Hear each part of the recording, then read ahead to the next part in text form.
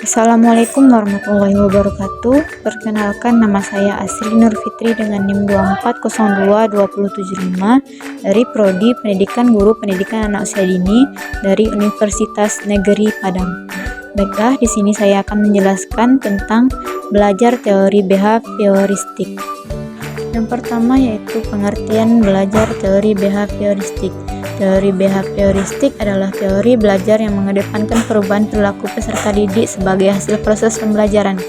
Terjadinya perubahan tingkah laku diakibatkan oleh adanya interaksi antara stimulus dan respon. Teori belajar ini berorientasi pada perilaku yang lebih baik. Yang kedua yaitu prinsip belajar teori behavioristik. Yang pertama, apabila seseorang sudah mampu menunjukkan perubahan perilaku, maka dikatakan sudah belajar. Yang kedua, hal yang paling penting pada teori ini adalah stimulus dan respon karena bisa diamati.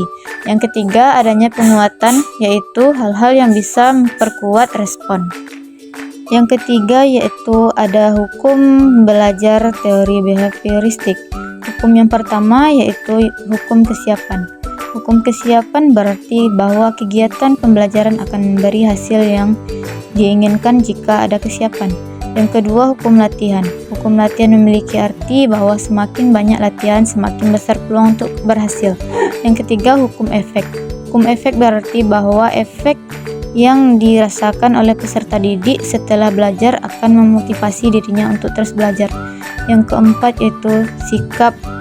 Hukum sikap berarti sikap yang terbentuk setelah melakukan pembelajaran.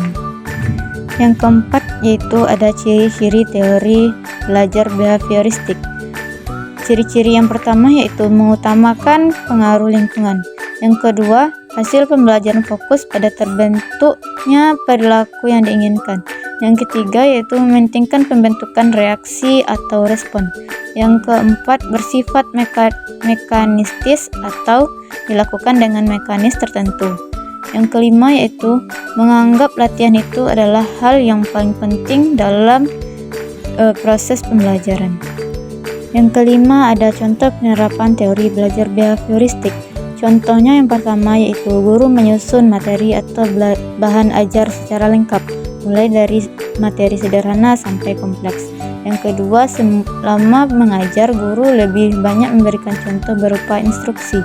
Yang ketiga, jika guru menjumpai adanya kesalahan baik dari materi maupun pada peserta didik, maka akan segera diperbaiki.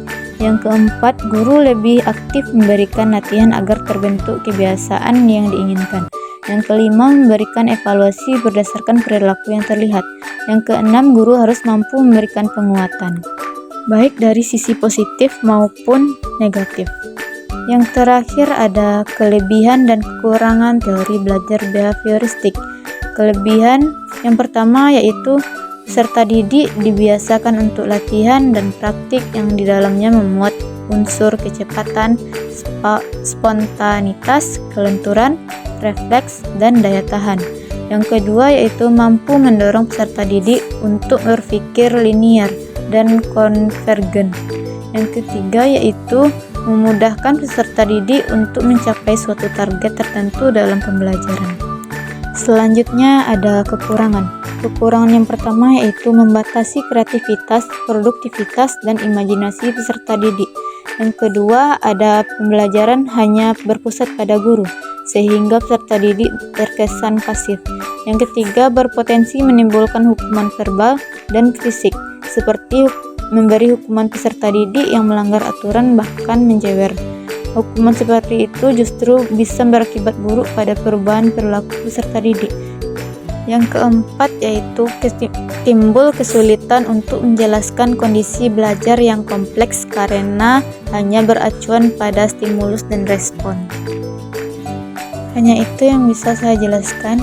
Atas perhatiannya, saya ucapkan terima kasih.